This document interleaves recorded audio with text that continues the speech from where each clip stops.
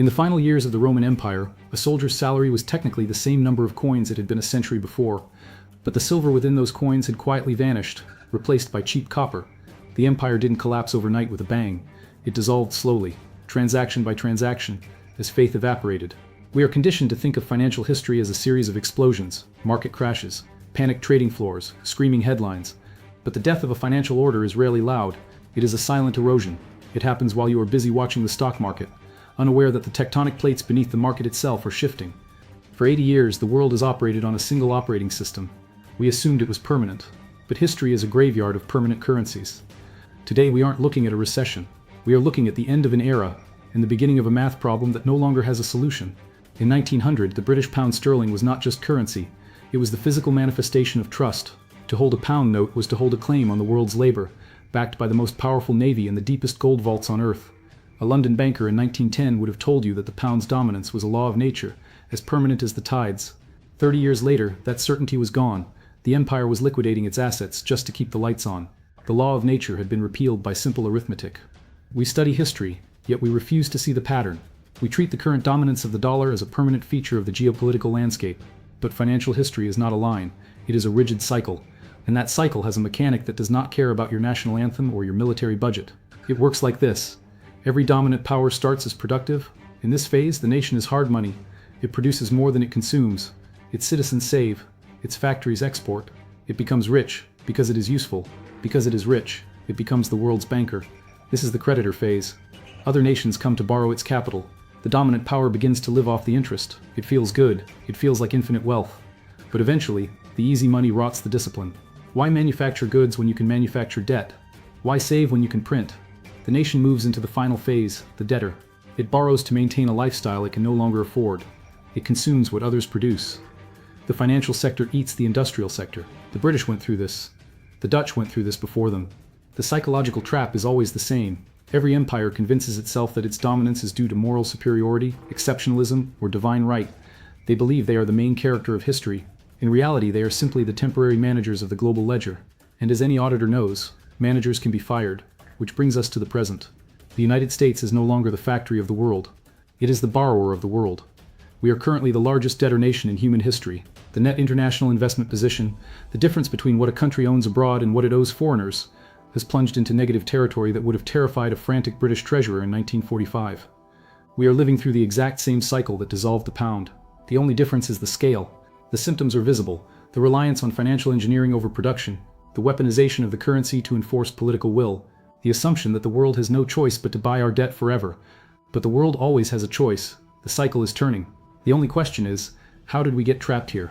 Most people think this vulnerability was an accident, a series of policy mistakes. It wasn't. This trap was built by design, meticulously constructed in a quiet hotel in New Hampshire, exactly 80 years ago, July 1944, while the rest of the world was burning in the fires of World War II. 730 delegates gathered at the Mount Washington Hotel in New Hampshire. History books call this the Bretton Woods Conference. They describe it as a moment of international cooperation. That is the polite version. In reality, it was a coronation. The United States arrived holding 2/3 of the world's gold. Europe arrived holding rubble and debt. It was not a meeting of equals. It was a bankruptcy proceeding for the old empires, and the installation of a new landlord. The deal they signed was brilliant in its simplicity. All currencies would be pegged to the US dollar, and the dollar would be pegged to gold at $35 an ounce. It sounded fair, good as gold, they said. But hidden in the fine print was a mechanism that would create the greatest financial inequality in history. The French Minister of Finance later called it the exorbitant privilege. Here is how the privilege works. If France wanted to buy oil from Saudi Arabia, France had to manufacture wine, sell that wine to America to get dollars, and then use those dollars to pay the Saudis. France had to work to get energy. But if America wanted to buy oil, America just had to print the paper. The US could exchange printed paper for real resources: labor, oil, steel, and land. The rest of the world had to exchange sweat for that paper. To ensure no one tried to exit this casino, they built security guards. They called them the International Monetary Fund and the World Bank. We are taught these institutions exist to stabilize the global economy. And they do, but stability usually means ensuring that debts are paid to Western creditors in the correct currency. They act as the human resources department of the global financial system. They are to manage the employees, not to protect them. Why did the world agree to this? Because in 1944, they were desperate. They traded their monetary sovereignty for stability. They handed the keys to the vault to Washington because they believed Washington would be a responsible custodian. For a few decades it worked, global trade boomed. The dollar was the lifeblood of Reconstruction. But a system built on a contradiction cannot last forever. There was a mathematical flaw in the foundation, a time bomb ticking under the floorboards of the Mount Washington Hotel. To supply the world with dollars, the US had to run a deficit. But to keep faith in the dollar, the US had to stay disciplined. You cannot do both. Eventually the casino runs out of chips, or in this case the vault runs out of gold. Sunday evening, August 15, 1971. Millions of Americans were settling in to watch the popular TV show Bonanza. Suddenly the broadcast was interrupted. President Richard Nixon appeared on screen. He didn't look like a man who was about to default on the world's debts. He looked calm. He told the public that he was directing the Secretary of the Treasury to suspend temporarily the convertibility of the dollar into gold. It was a masterclass in political language. He made a bankruptcy filing sound like a technical adjustment. But behind the scenes, the system had already failed, and it failed because of a mechanism called the Triffin paradox. Years earlier, economist Robert Triffin had warned that the Bretton Woods system was a mathematical suicide pact. To facilitate global trade, the world needed dollars. To provide those dollars, the US had to run massive deficits, sending cash overseas. But the more dollars the US printed to satisfy global demand, the less gold it had to back them up. The US was forced to choose: stop printing dollars and cause a global recession, or keep printing and destroy the dollar's value. By 1971, the vault was empty. The claims on gold exceeded the actual gold by a factor that could no longer be hidden. So the window closed. The dollar became a fiat currency, backed by nothing but the full faith and credit of the United States government. Nixon promised this suspension was temporary. In government terms, temporary usually means until the collapse of the civilization. It has been temporary for over 50 years. This should have been the end of the American empire. A currency backed by nothing usually goes to zero. But Washington pulled off the greatest pivot in financial history. If they couldn't back the dollar with gold, they would back it with something the world needed even more: energy. In a series of quiet meetings, the US struck a deal with Saudi Arabia. The US would provide military protection and weapons to the House of Saud. In exchange, the Saudis would price every barrel of oil in US dollars. The petrodollar was born. Suddenly, every nation on earth needed dollars again. Not to redeem gold, but to survive. If you wanted energy, you had to hold American debt. The dollar transformed. It stopped being a store of value and became an oil-backed military contract. It was a brilliant solution. It allowed the US to continue printing money without consequence for another 50 years. But it fundamentally changed the nature of the currency. Gold is neutral. It has no flag. Oil markets, however, are political. By tethering the global currency to geopolitical commodities, the US turned the global financial system into a mechanism of control. Trust was no longer earned. It was enforced. But when you turn a currency into a weapon, you eventually force your customers to buy a shield. For 50 years, the global financial system operated on a singular, unspoken contract. The United States gets to print the money, and in exchange, the rest of the world gets a safe, neutral place to store their wealth. The dollar was the Switzerland of currencies. You didn't have to like American foreign policy to use American banks. In February 2022, that contract was shredded. With a few keystrokes in New York and Washington, over $300 billion of Russian central bank reserves were effectively vaporized. We are not here to discuss the morality of the war. We are here to analyze the mechanics of the system. And the message sent to the world's central bankers was chillingly clear. Your money is not yours. It is merely on loan to you pending good behavior. This was the moment the risk of confiscation entered the calculus of every sovereign nation. If you are a leader in Riyadh, Brasilia, or New Delhi, you looked at that event and asked a terrifying question. If Washington disagrees with my policy next week, will my national savings disappear too? This is the concept of counterparty risk. In the past, holding dollars was considered risk-free. Today, holding dollars carries a political risk premium. The United States has weaponized the global utility. They turned the SWIFT payment network from a neutral highway into a toll road with political checkpoints. You can weaponize a currency, or you can maintain a reserve currency. You cannot do both. Reserve status depends entirely on trust. Trust that the money is apolitical. Trust that the ledger is immutable. When you use the financial system to enforce foreign policy, you are spending that trust to buy compliance. It works, until the account runs dry. Now we see the reaction. It is not an ideological revolution. It is a survival reflex. Nations are not diversifying into gold or the yuan because they love China or hate America.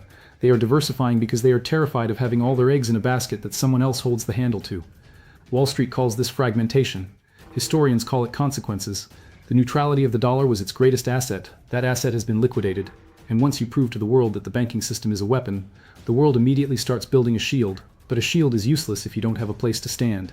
And right now, a new foundation is being poured. Concrete, cables, and code that bypasses New York entirely.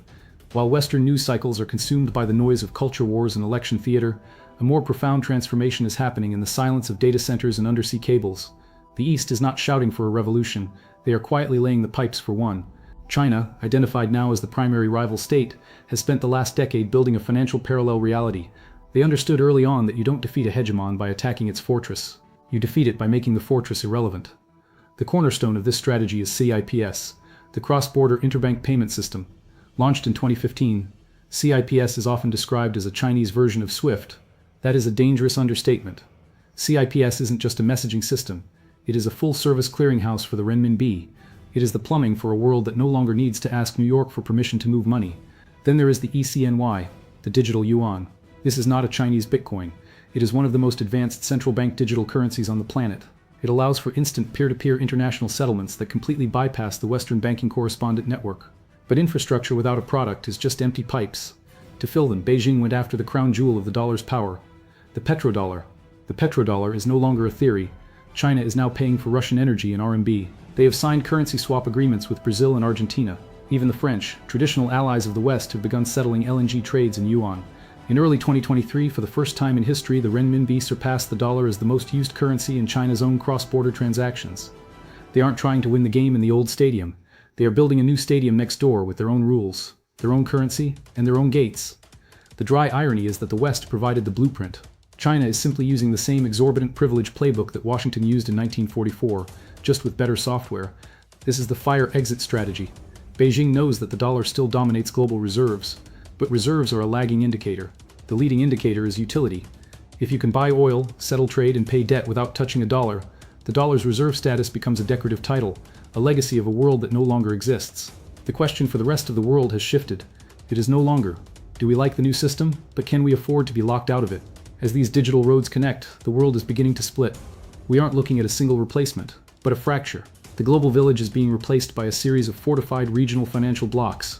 The most common mistake people make when looking at the decline of the dollar is searching for a successor. We are conditioned to believe there must always be a single king on the throne, that the renminbi will simply step in where the dollar steps out, but history is rarely that tidy. We aren't entering the era of a new global currency. We are entering the era of the fracture. The future of money is not a unified global village. It is a collection of walled gardens. Look at the AIM-Bridge project. It is a multi-central bank digital currency platform connecting Thailand, the UAE, Hong Kong, and China. It isn't a theory. It is a functioning infrastructure that allows these nations to trade instantly, 24/7, using their own local digital currencies. Most importantly, AIM-Bridge is decentralized. It doesn't rely on a single central hub in Manhattan. It is a web of digital rails that allows money to move like an encrypted ghost, invisible to the sensors of the Western banking system. This is the end of the universal connection. Since 1944, the goal of the financial system was efficiency. One world, one price, one ledger. But we have reached the point where security has become more valuable than efficiency. For a sovereign nation, being part of a seamless global network is now seen as a liability. It means your economy can be turned off by a politician in a distant capital. The response is fragmentation. The consequences will be felt in your daily life, even if you never trade a single digital yuan. Globalization is moving into reverse. When the world splits into regional blocks, the cost of everything goes up. Supply chains become shorter, but more expensive. Financial transactions become more complex. The dry irony of our era is that as our technology becomes more connected, our money is becoming more isolated. The BRICS Plus nations are already working on their own reserve assets and internal payment networks to bypass SWIFT. They are prioritizing survival over the convenience of the dollar. We are watching the death of the global citizen and the rebirth of the economic fortress. The world is no longer a single market. It is a series of regional bunkers, each with its own digital gatekeepers. But even in a fortress, you have to pay the bills. And for the nation that has spent 80 years living off the world's credit, the bills are finally coming home to be settled in a currency the world no longer recognizes as good as gold. There is a phrase used by financial historians to describe the end of a reserve currency era, the avalanche of checks coming home to be paid. It is a poetic way of describing a brutal mathematical reality. For 80 years, the United States has enjoyed a standard of living that was effectively subsidized by the rest of the planet. Because the world needed dollars to trade oil and settle debts, they sent us their clothes, their electronics, and their raw materials in exchange for our printed paper. We exported our inflation to the rest of the world. We lived in a house built on the credit of neighbors who had no choice but to lend to us. But as the world builds its fire exits, as the bridge networks and petro-yuan contracts take hold, that demand for dollars evaporates. When those dollars are no longer needed abroad, they don't simply vanish. They come home. This is the unwind. It is the process of 8 decades of exported inflation returning to the domestic economy. The sticky inflation you see at the grocery store, the volatility in the bond market, and the shrinking purchasing power of your savings are not temporary bugs in the system. They are the features of a structural correction. The artificial era of cheap goods and infinite credit was a historical anomaly, The dry irony is that the generations who benefited the most from this privilege are the ones most surprised by its ending. We were told this was the result of our superior innovation. In reality, it was the result of being the only ones allowed to print the world's unit of account. The free lunch is over, and the waiter has brought the bill. For the United States, the largest debtor nation in history, this transition will not be a polite policy adjustment. It will be a painful and volatile process, marked by severe inflation and political economic instability. This isn't a prediction, it is a historical pattern that played out with the Roman denarius and the British pound. You cannot prepare for a storm if you are still convinced the sun is out. The first step to survival is acknowledging that the ground beneath you has already shifted. We are standing at the edge of a new era, one where the old rules of passive investing and guaranteed stability no longer apply. The exit is narrow, and the crowd is only just starting to notice the smoke. History is ruthless to those who refuse to read it. The Roman citizen who held on to his debased denarius until the very end didn't just lose his savings, he lost his future. In contrast, the few who understood the shift were the ones who preserved their legacy. The global financial system isn't breaking because of a secret conspiracy. It is breaking because it was designed to consume itself. The math has simply reached its terminal velocity, and no amount of political rhetoric can change the laws of arithmetic. We are not waiting for a change in the order. The change is already happening around you. The question is no longer if the map of the world will be redrawn, but whether you will continue to cling to the old one, or start learning to navigate the new territory. The world is not ending, but the world as you once knew it, the world of guaranteed stability and the exorbitant privilege, is already gone. If you want to understand the mechanics behind the curtain, leave a 1 in the comments. Subscribe to Financial Money History, because the story is far from over.